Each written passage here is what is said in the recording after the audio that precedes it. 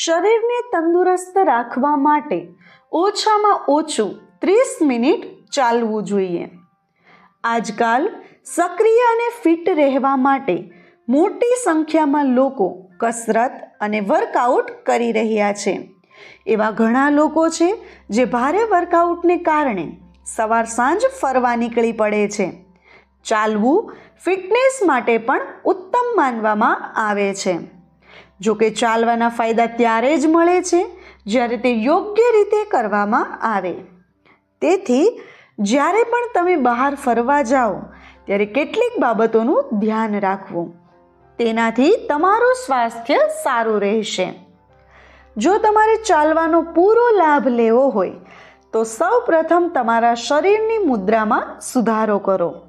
શરીરની યોગ્ય મુદ્રા જાળવવાથી આપણે યોગ્ય રીતે શ્વાસ લઈ શકીએ છીએ. ચાલતી વખતે તમારા શરીરને ક્યારેય નીચેની તરફ ન વાળો.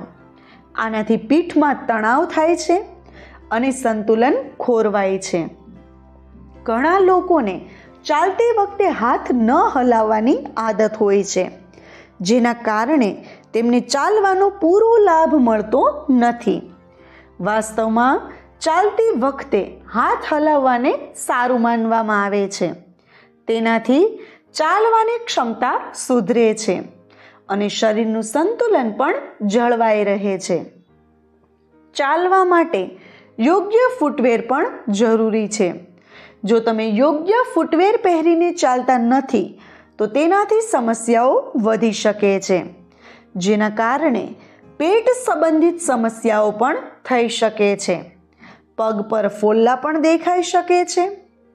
તો ચાલો જાણીએ દરરોજ ચાલવાથી શરીરને કયા કયા લાભ થાય છે અને કઈ કઈ સમસ્યામાંથી કાયમી ધોરણે છુટકારો મળે છે. 1. પાચન સુધારવા માટે બેસ્ટ છે. દરરોજ ચાલવાથી પેટ સંબંધિત સમસ્યાઓમાં રાહત મળે છે. ચાલવાથી પેટમાં રક્ત પરિભ્રમણ સુધરે છે અને પાચન ક્રિયા પણ સુધરે છે. આંતરડાની પ્રવૃત્તિ વધે છે. આ આંતરડાની ગતિને સરળ બનાવે છે અને કબજિયાત જેવી સમસ્યાઓથી કાયમી ધોરણે રાહત આપે છે. 2. Mood booster.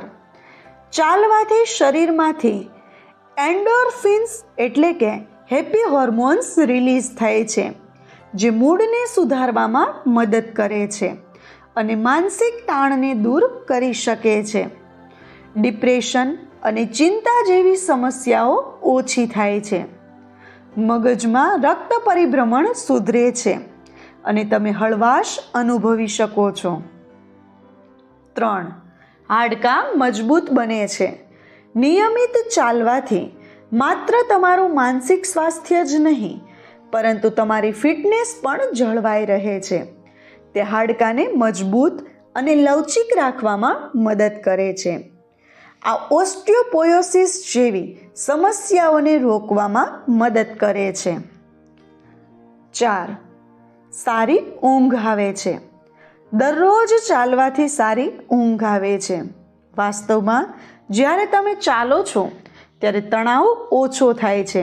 શરીરનું તાપમાન નિયંત્રિત રહે છે. થાકના કારણે તમને સારી ઊંઘ આવે છે. જો તમને પણ રાત્રે ઊંઘવામાં તકલીફ થતી હોય તો તમારે દરરોજ ચાલવું જોઈએ. આ સિવાય ચાલવું એક એરોબિક કસરત છે. તે હૃદયના ધબકારા વધારે છે, જે હૃદયને મજબૂત બનાવે છે. આ બાબતનું ધ્યાન રાખો.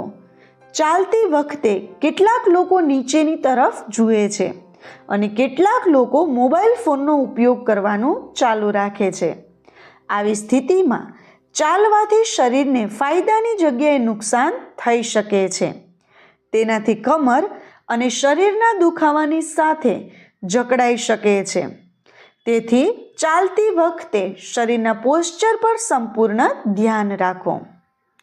મિત્રો, હું આશા રાખું છું કે તમને મારી આ માહિતી પસંદ આવી હશે અને તમને પણ ઉપયોગી થાય.